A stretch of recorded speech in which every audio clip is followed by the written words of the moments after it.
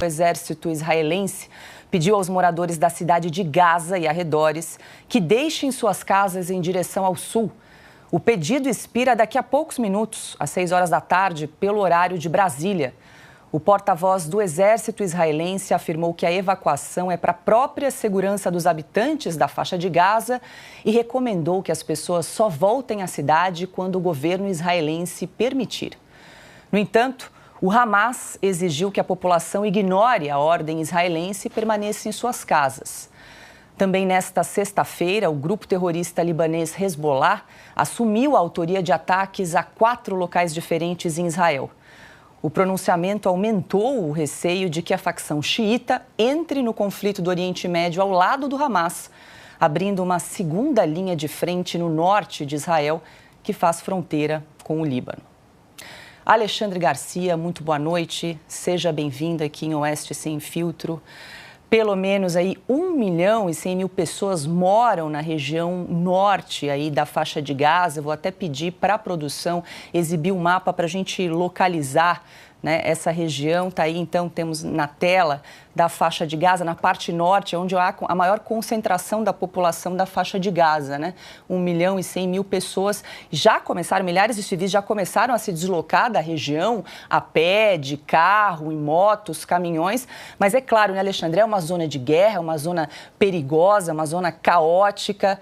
E eles, então, estão em deslocamento, indo para a região sul, ali próximo a Rafah, que faz fronteira com o Egito, que seria ali uma das formas, né, da saída, de retirar essa população da faixa de Gaza. Ontem a ONU, inclusive, trouxe uma informação de que pelo menos 340.000 pessoas já deixaram Gaza nos últimos dias, mas é uma população de 2 milhões de habitantes que vivem ali confinados nessa faixa. Boa noite, Alexandre.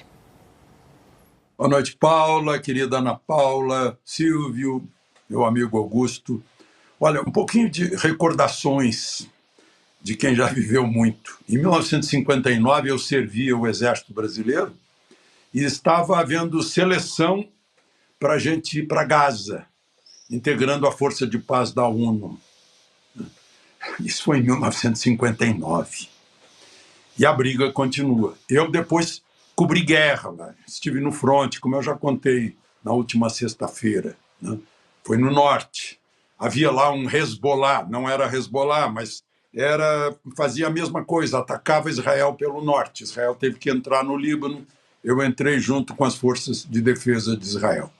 Não foi ainda resolvido porque o objetivo, a ideia fixa, fanatizada, né, como uma questão de fé, é eliminar Israel do planeta Terra, né, desrespeitando uma decisão da ONU, mas, sobretudo, desrespeitando a história da humanidade, né, da terra prometida, de Canaã, do povo escolhido, do Velho Testamento, da cultura judaico-cristã, que é a nossa cultura do Ocidente.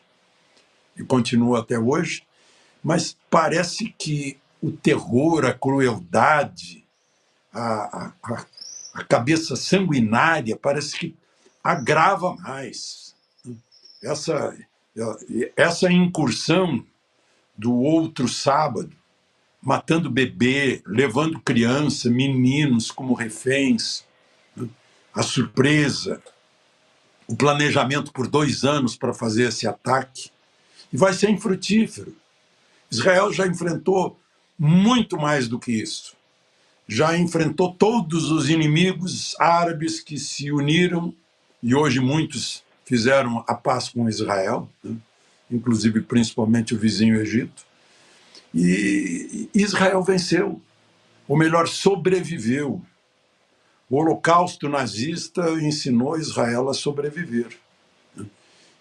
Depois de guerra, eu fui a Israel em tempos de paz. É um povo que está sempre atento, porque é a sua sobrevivência que está em jogo, sempre. E não custa a gente lembrar as semelhanças. Sempre me bate na cabeça as semelhanças entre Israel e a convivência com esses territórios próximos, né, que nós temos aqui no Brasil. No Rio de Janeiro, por exemplo, há territórios próximos do Brasil, lá no Rio de Janeiro, territórios liberados, do crime, né?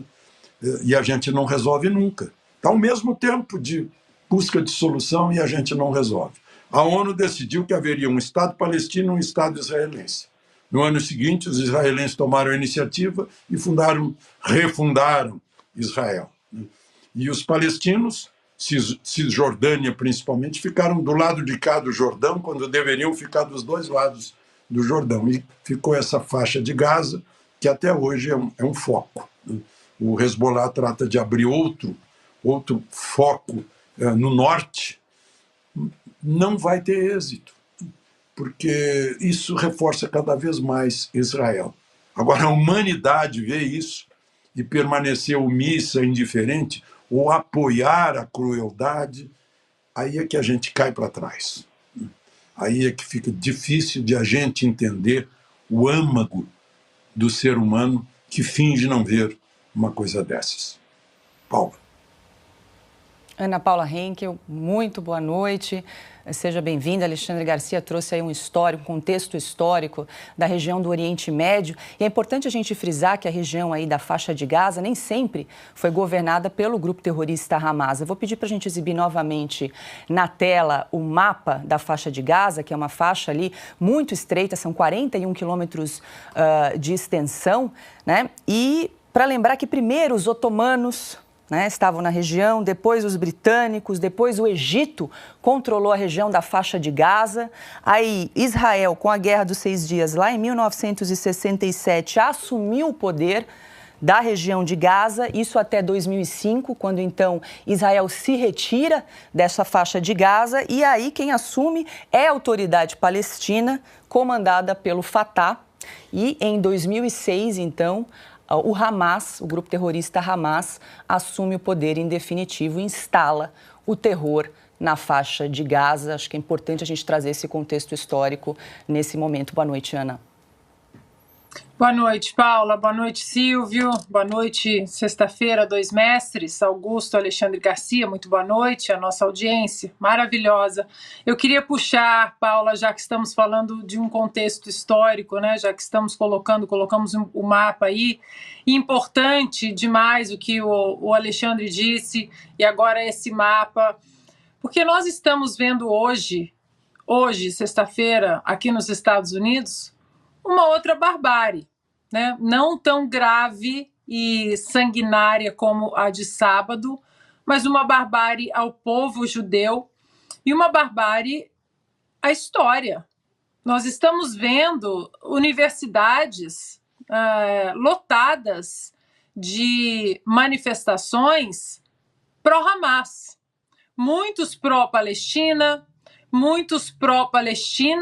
defendendo o que o Hamas fez, porque, entrevistando alguns desses jovens, né, pelas universidades americanas, a resposta era porque os judeus invadiram a terra palestina. Alexandre Garcia acabou de trazer o contexto, e você escuta como se eles repetissem uma frase de um papagaio estragado, ignorante, não, porque Israel não pertence aos israelenses, eles invadiram aquela terra, eles aprisionaram os palestinos.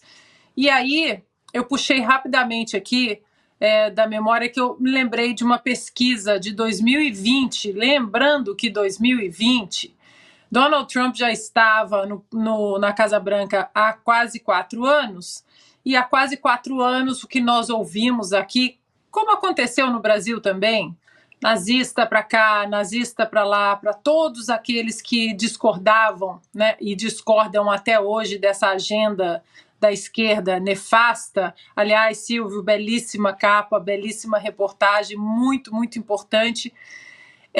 E todos eram nazistas, né? Donald Trump, nazista, qualquer eleitor republicano nazista.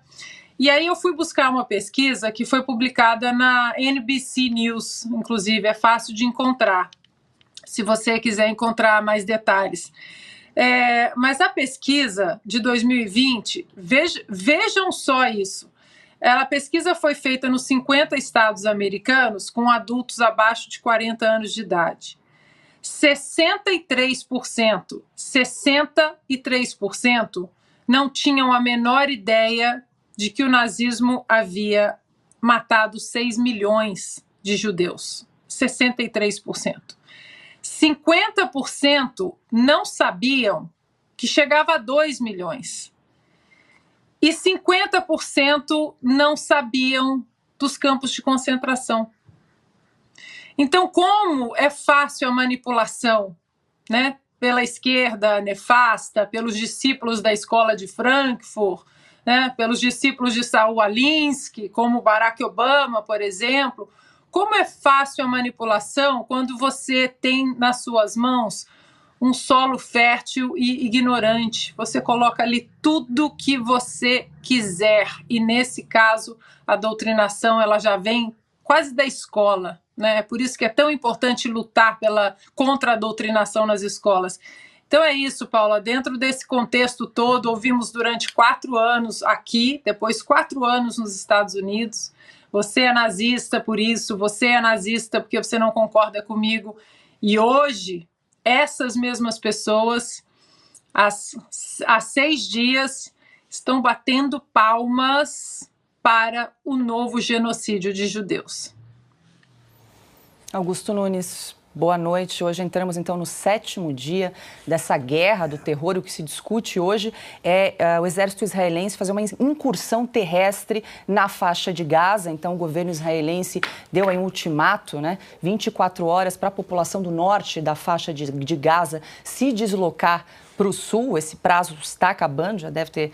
Bom, agora são 18 horas e 6 minutos, já se encerrou esse prazo que foi dado aí por Israel. A gente está acompanhando quais serão os próximos passos. E mais uma notícia que preocupa nessa escalada do terror, né, Augusto? Hoje que saiu o grupo terrorista do Líbano, Hezbollah, assumiu o ataque em 4 localidades de Israel, e isso realmente preocupa, né? Mais um grupo terrorista se aliando aí ao Hamas nessa guerra do terror. Embora previsível, é sempre desconcertante, né? A entrada em cena do Hezbollah. Boa noite, Paula, nossa chefe, meu irmão Silvio, grande Alexandre, minha parceira querida Ana. Boa noite a vocês que nos acompanham. Eu vou endossar o que disseram aos meus parceiros aqui no programa e acrescentar o seguinte: o Hamas não está interessado em preservar a vida dos civis, nem de civis israelenses, sejam civis israelenses, sejam civis palestinos, que ele transformou, que a organização terrorista transformou deliberadamente em escudo humano. Isso não interessa. Para os terroristas, né, como mostram a reportagem de capa da Oeste, como mostra as notícias que você juntou no primeiro tema, né, na leitura do primeiro tema, Paula, o quanto mais morte para o Hamas, melhor. Melhor. Veja bem, os israelenses foram surpreendidos pelo ataque brutal e não tiveram tempo de escapar. Tentaram. Eles foram surpreendidos. O ataque de Israel é previsível, compreensível e necessário. Eles estão avisando que concretizarão a única reação possível: ocupar o território onde estão terroristas, os captores, né? Os reféns e os palestinos que os apoiam, que apoiam os sequestradores. Por que o Hamas impede que seja criado tal corredor humanitário que Israel propôs, que outras nações propõem? Porque eles não querem preservar a vida, repito. Agora, os palestinos deveriam rebelar-se, tá, e sair de qualquer maneira de lá, porque as aflições que eles sofrem no momento foram provocadas pelo Hamas, não por Israel. Parece que foi Israel que resolveu, de repente, cortar a água, a luz, a alimentação. Não, isso é decorrência do Hamas, que não conhece o sentimento da compaixão, nem um pouco, e que está tendo a adesão, também repito, previsível, de organizações iguais, tenebrosamente iguais, como o Hezbollah. Então, Israel não deverá esperar muito, não estou aconselhando ninguém, estou prevendo. Não vai esperar muito para atacar e ofereceu a chance que os terroristas que celebram a morte recusaram. O governo do Reino Unido vai enviar navios e aviões militares ao Mediterrâneo para reforçar a segurança de Israel. O premier britânico Rishi Sunak disse que as patrulhas marítimas e os aviões de vigilância irão trabalhar para detectar ameaças à região, entre elas a transferência de armas para grupos terroristas. Ainda hoje está programada uma reunião entre o primeiro-ministro britânico e outros líderes de países do norte da Europa para discutir a situação de Israel. No comunicado sobre o encontro, o gabinete de Rishi Sunak informou que uma das pautas será trabalhar com aliados do Oriente Médio para apoiar a estabilidade na região. Silvia, agora é momento de união, né? O próprio governo de Israel, a oposição se juntou, se uniu para apoiar o governo de Benjamin Netanyahu. É um momento muito delicado, um momento que precisa de união, ainda mais quando a gente noticia que outros grupos terroristas, como o Hezbollah, já têm assumido aí ataques contra Israel, né? Toda agora a união é importante nesse momento. E esse é o ponto, né? No programa de ontem nós já trouxemos essa informação de que alguns países da União Europeia acompanhavam com muita atenção e, no caso do Reino Unido, já ocorria o envio de parte ali da sua esquadra, né? Para aquela região, eles vão se juntar, por exemplo, aos 2 porta-aviões enviados pelos Estados Unidos. Um já estava lá e o outro em movimentação nesta semana. Tem um documento conjunto assinado pelos Estados Unidos, França, Itália, Reino Unido e Alemanha. O que é que esses países todos estão acompanhando, Paula? Justamente o possível reforço ao Hamas. O Hezbollah, no caso do Líbano, né, a parte norte de Israel, porque isso começou na quarta-feira, quando sirenes foram acionadas na região da Galileia, das colinas de Golã, por conta da entrada de drones. Hoje, a informação de que o Hezbollah assumiu já determinadas ações terroristas. E, é claro, há uma apreensão mundial na União Europeia, nos países da União Europeia, pelo menos a maioria deles, e nos Estados Unidos em relação ao Irã. Porque o Irã tem poderio atômico, evidentemente, mas também o Irã tem financiado o Hamas há muito tempo. Além do Catar, o Irã é o grande financiador do Hamas. Então esses países todos estão ali esperando para dar todo o suporte necessário a Israel caso essa guerra escale. Hoje, infelizmente, a tendência é essa.